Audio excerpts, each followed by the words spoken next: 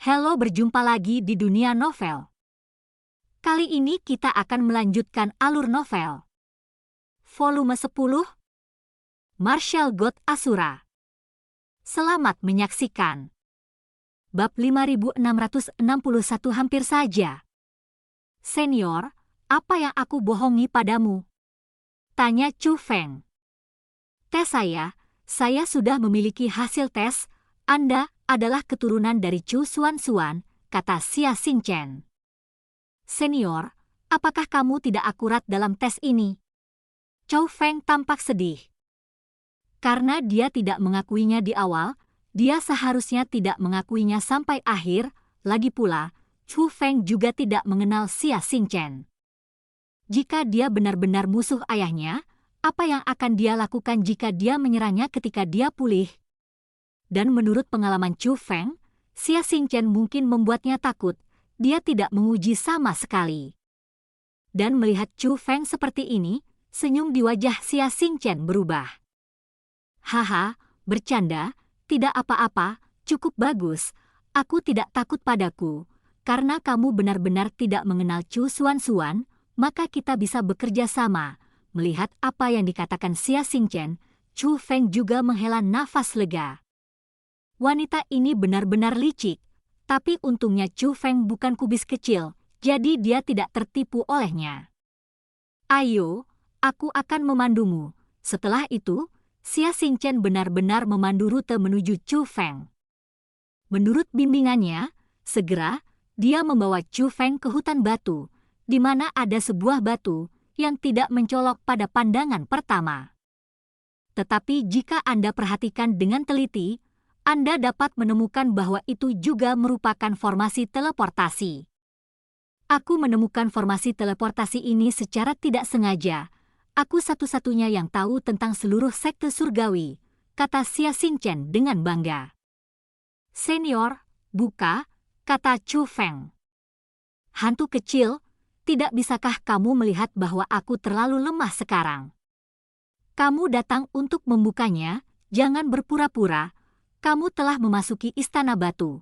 Kamu harus tahu cara membukanya, kata Xia Xingchen. Melihat ini, Chu Feng tidak mengabaikannya dan menggunakan metode mengaktifkan formasi teleportasi yang telah dia pelajari di istana batu.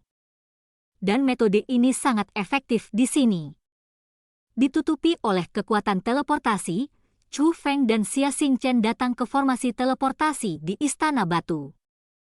Keduanya masuk lebih dalam, dan segera sampai di aula tempat gerbang raksasa itu berada. Masuk dari pintu masuk, gerbang besar yang berdiri di tengah sabuk besar bahkan lebih menarik perhatian. Senior, pintu ini tampaknya sangat luar biasa, dan ini adalah benda kuno. Tapi kekuatan apa yang dimilikinya? Tanya Chu Feng. Sebenarnya, dia sudah tahu bahwa fungsi gerbang ini adalah untuk menjadi susunan teleportasi yang terhubung ke tanah rahasia 9 surga. Tapi bagaimanapun, istana batu ini telah dikendalikan oleh sekte surgawi langit, jadi Chu Feng ingin mengetahuinya. Berapa banyak yang diketahui sekte surgawi langit tentang pintu ini? Saya tidak tahu. Reruntuhan ini tidak dibangun oleh sekte surgawi saya, tetapi oleh orang-orang dari zaman kuno, dan itu hanya digali oleh sekte surgawi saya nanti. Untuk pintu ini, kami juga telah mempelajarinya. Pintu ini sendiri adalah harta karun, tapi kami tidak bisa melihat kekuatan apa yang dimilikinya, dan kami tidak tahu cara mengaktifkannya. Meskipun saya tahu itu tidak mudah, saya tidak tahu bagaimana menggunakannya. Yang paling penting adalah kamu tidak bisa mengambilnya, kamu hanya bisa meletakkannya di sini. Agaknya pembangun istana batu ini membangun istana batu ini hanya karena gerbangnya tidak dapat dipindahkan dan ingin mengambilnya sebagai miliknya. Mari kita sembunyikan gerbang ini, kata Xia Xingchen. Dan mendengar tebakannya, Chu Feng hampir yakin bahwa sekte langit tidak mengetahui tujuan dari sekte ini. Secara alami, tidak mungkin bagi mereka untuk menghubungkan pintu ini dengan tanah rahasia 9 surga. Tapi Chu Feng sudah menebak tentang tanah rahasia 9 surga. Chu Feng merasa bahwa tanah rahasia 9 surga mungkin merupakan formasi teleportasi dari zaman kuno. Hanya saja susunan teleportasi ini tidak sebanding dengan susunan teleportasi lainnya, dan kecepatannya sangat cepat. Hanya butuh 1 jam untuk pergi dari Tianhe 7 alam ke Tianhe sekte surgawi langit. Ini adalah sesuatu yang tidak akan dipercaya orang lain. Tentu saja, ini hanya tebakan Chu Feng, lagi pula, dia hanya tahu banyak tentang tanah rahasia 9 surga. Pada saat ini, Xia Xingchen berjalan ke gerbang batu di bagian terdalam aula, dan di tangannya, sebuah kunci batu muncul. Saat Chu Feng melihat kunci batu itu, dia menyadari bahwa tidak mudah untuk membuka pintu batu jauh di dalam aula batu. Buka pintunya, sepertinya ada pepatah lain. Benar saja, Xia Xingchen memegang kunci batu itu, memutar kuncinya sedikit, dan mendengar bunyi klik. Pintu batu itu sudah hidup dan bisa dibuka. Tapi Xia Xingchen tidak mendorongnya, tapi memutarnya lagi. Setelah ini, kekuatan formasi yang kuat terpancar dari gerbang batu, dan gerbang batu itu juga memancarkan semburan cahaya redup. Tapi kulit Xia Xingchen menjadi jelek. Pada saat itu, dia sepertinya telah membayar sesuatu. Tapi Xia Xingchen mulai memutar kunci lagi. Memutar kali ini terasa sangat berat. Tidak hanya wajahnya menjadi semakin jelek, tetapi dia juga menggertakkan giginya dengan erat. Meskipun dia tidak mengatakan sepatah kata pun rasa sakit, dia tidak mengatakan sepatah kata pun. Tapi melihat tubuhnya yang tegang dan aura lemah yang terlihat dengan mata telanjang, Chu Feng tahu bahwa Xia Xingchen sedang menyia-nyiakan kekuatan darahnya sendiri untuk membuka gerbang batu. Klik. Akhirnya, putaran ketiga selesai. Seluruh gerbang batu bersinar keras, dan pola mantra di atasnya tampak setengah hidup, berjalan cepat di dalam gerbang, seolah-olah mereka sedang bersorak dan menyambut sesuatu. Tapi Xia Xingchen bahkan tidak bisa berdiri kokoh. Melihat ini, Chu Feng bergegas maju dan mendukung Xia Xingchen.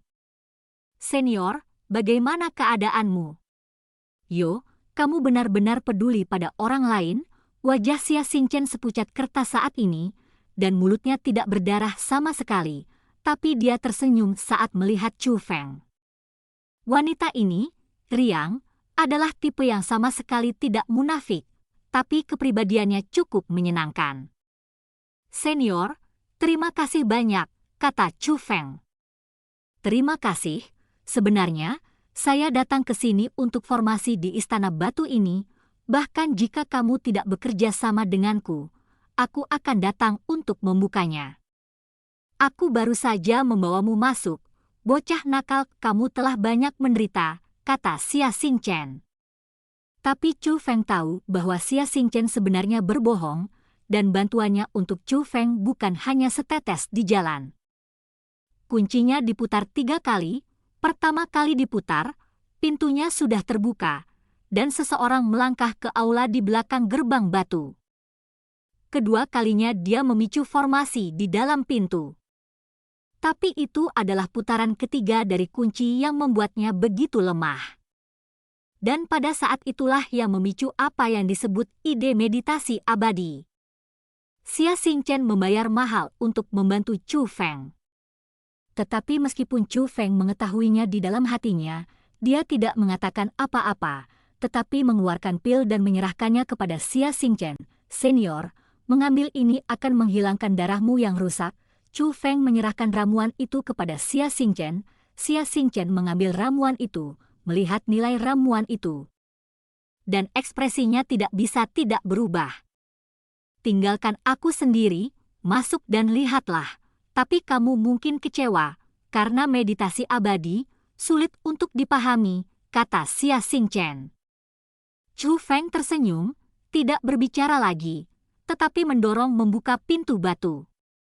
Saat pintu batu didorong terbuka, seolah-olah memasuki dunia lain. Di dalam pintu, cahaya warna-warni mengapung seperti air yang mengalir. Dan ribuan garis mantra, seperti ikan, berkeliaran dalam cahaya warna-warni. Apa yang muncul di depan matanya tampaknya adalah dunia hantu dari spiritualis dunia. Hantu kecil, kamu adalah spiritualis dunia, jadi kamu tahu bagaimana melakukannya. Tanya Xia Xingchen. Junior tahu, Chu Feng melangkah ke aula, duduk bersila, memejamkan mata, lalu meremas formula. Desir, desir, desir. Saat berikutnya, garis mantra yang bergerak lambat di aula, seperti panah diluncurkan, terbang menuju Chu Feng serempak dan bergabung ke dalam tubuh Chu Feng.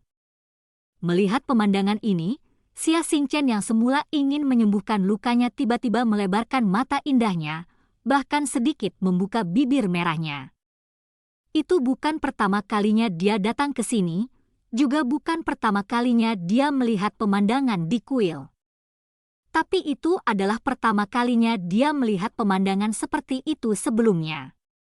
Dan cerita pun berakhir. Sampai jumpa berikutnya di cerita dunia novel.